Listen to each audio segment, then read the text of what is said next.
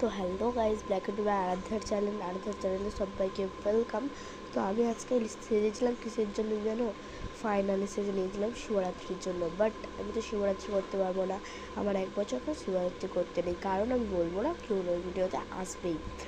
তো আমি ফাইনালি আজকে সেজেছিলাম, আর শাড়িটা কিন্তু আমাকে একটা দিদি পরিয়ে দিয়েছিলো। আর সত্যি কথা বলতে শাড়িটা আমার মায়ের শাড়ি ছিল, এত সুন্দর শাড়ি ছিল না যে আমি ওই শাড়িতে বেশি ভিডিও করতে পারিনি।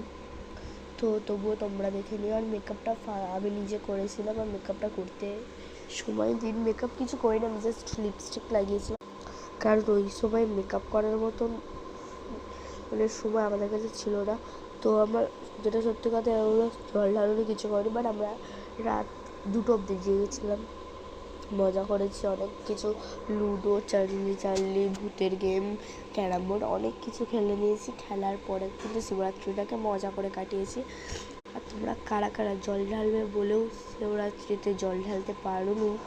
তো ইচ্ছা ছিল কিন্তু ঢালতে পারোনি। আর সবাইকে দেখে আমার বিশাল মনটা খারাপ করছিল যে সবাই শিবের মাথায় জল ঢালবে, বাট আমি ঢালতে পারবো না। বাট মন থেকে কিছু চাইলে কখনো সবসময় সব কিছু হয়। তো আমি শিব ঠাকুরকে এটাই বললাম, পরের বছর তোমাকে অনেক ভালো করে পুজো করবো, এবছর করতে পারি তো কী হয়েছে, তাতে আমার কোনো আফসোস নেই।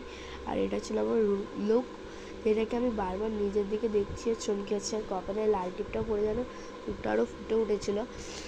আর এই যে চুড়িটা দেখছো, এটা কিন্তু আমি বুঝতেই পারিনি কীভাবে ম্যাচ খেয়ে গেল। তো এটা কিন্তু আমার ছিল সরস্বতী পুজোর চুড়িটা, আর আমি শিবরাত্রির দিনকে হাতটা ফাঁকা ফাঁকা লাগছিলো বলে পরে নিয়েছিলাম। আমার গলাটা কিন্তু ভীষণই ধরা, এই ফাটা গলাটাকে একটু ম্যানেজ করে নিও দয়া করে। তো আমি ভিডিওটা আজকের মতন এখানেই শেষ করলাম, দেখা হচ্ছে নেক্সট ভিডিওতে। আজকের মতো সবাই বাই বাই। আর আমি কিন্তু আর একটা শাড়ি নিজে কীভাবে পরতে হয় না পরতে হয় তোমাদেরকে দেখাবো, তো বাই। এবার আজকের মতো ভিডিওটা শেষ। এবার আবার একটা ফটো দিচ্ছি, দেখো।